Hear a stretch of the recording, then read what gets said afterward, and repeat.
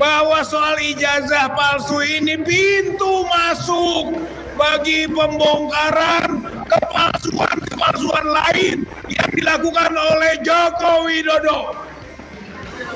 Soal kilometer 50, soal nepotisme, soal korupsi, dan soal kebohongan-kebohongan yang lain, kita bongkar semua pasca ijazah palsu ini.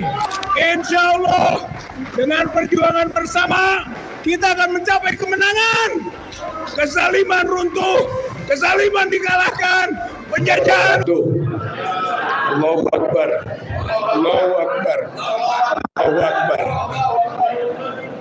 Para tokoh, Pak Majen Samsu Jalal, Majen Sunarko, Kiai Alfian Tanjung, Pak Said Didu, Bang Eros Jarot, para tokoh yang lain yang hadir pada kesempatan yang berbahagia ini, juga wabil khusus pada Pak Ozin, Bang Petrus dan tim advokasi anti kriminalisasi, akademisi dan aktivis, para hadirin pejuang kebenaran, kejujuran, keadilan yang saya hormati. Pertama, alhamdulillah kita bersyukur dapat berkumpul bersama dalam rangka membangun persaudaraan untuk melakukan konsolidasi kekuatan masyarakat umat rakyat dalam rangka melawan kezaliman yang dilakukan oleh rezim Joko Widodo beserta penerusnya. Harapannya mudah-mudahan kebersamaan, persatuan kita dapat mencapai hasilnya, yaitu kemenangan, insya Allah. Pak Roy, selamat Pak Roy. Pak Roy Suryo.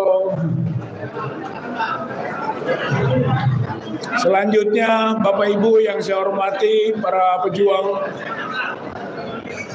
kebenaran, kejujuran, keadilan yang hadir pada kesempatan ini. Tugas dan tujuan kita tentu saja adalah membuat kepastian atas upaya kita membongkar ijazah Joko Widodo yang memiliki dugaan kuat palsu. Kepastiannya, kepastian ilmiah yang sudah jelas.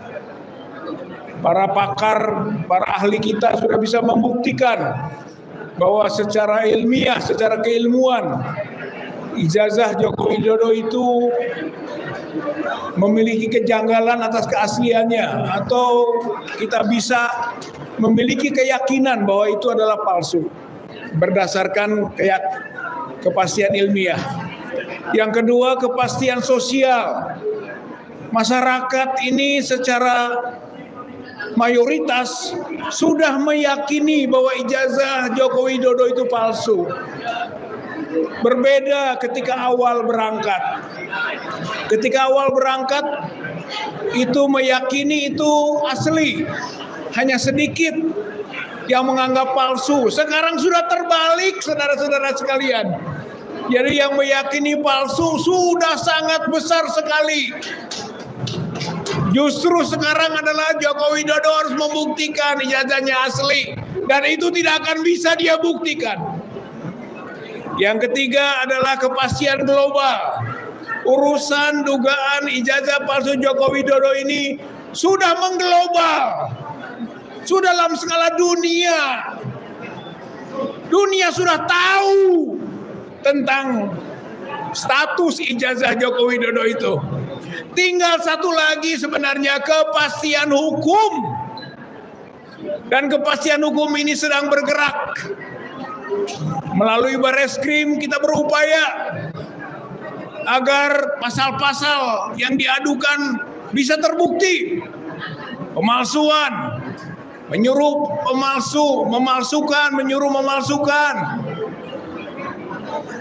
atau menggunakan gelar palsu, menggunakan ijazah palsu. Insya Allah itu akan terbukti dalam proses yang dilakukan oleh pihak Bareskrim yang sedang kita dorong terus-menerus. Sementara kriminalisasi terjadi di Polda Metro Jaya. Tugas hukum kita dalam membuat kepastian hukum adalah melakukan counter attack, perlawanan balik atas kriminalisasi ini. Dan insya Allah itu akan bisa kita buktikan keberhasilannya. Soal kepastian. Yang kedua, bahwa soal ijazah palsu ini pintu masuk bagi pembongkaran kepalsuan lain yang dilakukan oleh Joko Widodo. Soal kilometer 50, soal nepotisme, soal korupsi, dan soal kebohongan-kebohongan yang lain, kita bongkar semua pasca ijazah palsu ini. Yang ketiga, yang terakhir, kita berharap bahwa dukungan dalam upaya membongkar ijazah palsu Joko Widodo memiliki respon publik yang semakin luas. Para kiai, para santri umat Islam yakini upaya ini adalah dakwah amar ma'ruf nahi mungkar. Yakini bahwa ini adalah jihad fisabilillah. Perjuangan yang tinggi di sisi Allah Subhanahu wa taala. Janganlah menjadi setan omon-omon atau asyaiton anatik. Nabi mengatakan yang cuman ngomong-ngomong mendukung kezaliman itu setan omon-omon. Dan jangan jadi juga setan bisu. Melihat kezaliman diam saja. Asyaiton al-ahros namanya. Hayo umat Islam, hayo para kiai, hayo ulama, hayo ustadz, asatid, santri, bergerak bersama menumbangkan kezaliman ini. Para purnawirawan yang sudah mendukung atau mengajukan pemakzulan Gibran putra Joko Widodo, paketkan perjuangannya dengan soal ijazah palsu ini. Jokowi dan Gibran satu paket. Adili Jokowi, makzulkan Gibran, satu paket. Basisnya ijazah juga. Ijazah Gibran juga diduga palsu. Ijazah Jokowi sudah pasti. Oleh karena itu perjuangan kita lanjutkan. Wahai para purnawirawan, wahai emak-emak, wahai masyarakat kaum buruh, ini adalah kaum kapitalis di negeri ini yang berkuasa. Buruh, bersatulah melawan kapitalisme itu. Tunjukkan jati dirinya. Bersama-sama kita berjuang untuk menumbangkan konglomerasi yang menjajah bangsa dan rakyat Indonesia ini. Wahai mahasiswa, ini saatnya bangkit. Sekolah, kuliah untuk mencari ijazah, mendapatkan ijazah sebagai pembuktian. Sekarang ijazah dikoyak-koyak. Nilai akademis ini dirusak. Itu penistaan, penghinaan kepada para mahasiswa. Ayo mahasiswa bangkit, bangkit, bangkit. Insya Allah dengan perjuangan bersama kita akan mencapai kemenangan. Kezaliman runtuh, kezaliman dikalahkan, penjajahan usir. Mari berjuang bersama. Nasrum minallah wa fathun qarib. Kemenangan itu sudah dekat. Pertolongan dari Allah. Allah, Allah, Allah. Allahu Akbar. Allahu Akbar. Allahu Akbar. Wassalamualaikum warahmatullahi wabarakatuh. Assalamualaikum warahmatullahi wabarakatuh. Tadi saya ada lihat judulnya Perlawanan Rakyat Semesta, tapi kok nggak tertulis. Saya suka judul itu karena Sepertinya memang Raja Jawa ini sangat kuat. Terbukti tanggal 20 Juli kemarin, Presiden Republik Indonesia Jenderal TNI Purnawirawan Prabowo Subianto datang menghadap ke keluarga Raja Jawa. Di foto sangat kita lihat bagaimana Raja Jawa didampingi oleh permaisuri dan Sultan. Dan datanglah Presiden Republik Indonesia bersama kabinetnya melaporkan pekerjaannya ke Raja Jawa. Ini fakta sejarah yang nggak bisa ditutupi. Ada yang menyatakan itu hanya kebetulan. Tidak kebetulan. Saya orang birokrat. Protokol istana pun kalah dengan protokol keluarga Raja Jawa.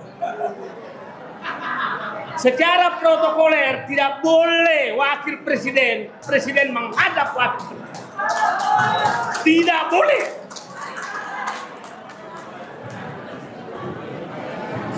Bagaimana saya bisa menerima sebagai rakyat presidenku diperlakukan seperti itu? Dan lihat gaya duduknya presiden kita, itu maju sedikit seperti orang ketakutan. Bukan sandar di kursinya, sementara Raja Jawa dengan permaisurinya, dengan sultannya duduk dengan gaya silahkan lapor. Ini fakta sejarah. Jadi saya menyatakan 11 orang ini adalah pimpinan perang rakyat semesta melawan Raja Jawa. Ini bukan hanya sekedar Jokowi. Anda bisa bayangkan, kita sudah hampir 1 tahun hanya disibukkan oleh satu keluarga ini. Padahal presidennya sudah berganti. Sampai kapan kita melawan dia? Sampai mati. Saya kehabisan kata-kata. Saya sudah kehabisan kata-kata. Apakah betul ada orang sekuat dia?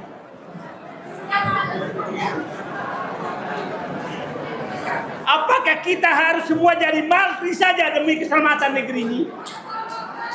Saya pikir hampir semua siap jadi martir menghadapi orang satu ini. Ya, dia sudah keterlaluan. Hampir 10 tahun bikin gaduh bangsa ini. Lebih 12 tahun dia membohongi seluruh rakyat Indonesia. Memelihara perampok-perampok yang ribuan triliun. Tapi kita masih disuruh menghormat. Saya kemarin dapat telepon dari orang dekat kekuasaan. Presiden kita itu memang menghormati orang tua. Orang tua. Jokowi lebih muda dari Prabowo. Jabatannya lebih tinggi dari jabatan Prabowo lebih tinggi dari Jokowi. Gibran anak kecil dibanding Prabowo. Itu yang harus menghormati. Orang-orang dari partai seputar Indonesia tukang maki-maki Prabowo semua. Itu anak-anak muda yang memaki-maki Prabowo selama ini. Tapi Prabowo terlalu menghormati mereka. Akhirnya dikasihlah jabatan dengan gaji yang sangat tinggi. Jadi saya sedang berpikir sekarang, apakah mudah-mudahan Bapak Presiden Prabowo tidak merubah makna kata satu musuh terlalu banyak, 1000 kawan terlalu sedikit. Saya takutnya makna itu berubah Satu kawan yang tetap idealis, punya integritas, terlalu banyak, maka harus dibuang. Maka Pak Narko harus dibuang. Bapak-bapak semuanya harus dibuang. Karena Bapak tetap idealis dan tetap punya integritas, tetap punya nasionalisme, tetap punya patriotisme, yang itu yang harus dibuang. Karena terlalu banyak. Dan kawan yang juru maki, tukang maki-maki, perampok, koruptor, terlalu sedikit, maka harus ditampung semua. Menjadi komisaris BUMN, menjadi wakil menteri, dan lain-lain. Pak Prabowo ingat, makna 1000 kawan, 1000 kawan tidak terlalu sedikit dan satu musuh terlalu banyak, jangan dibalik. Terima kasih. Assalamualaikum warahmatullahi wabarakatuh.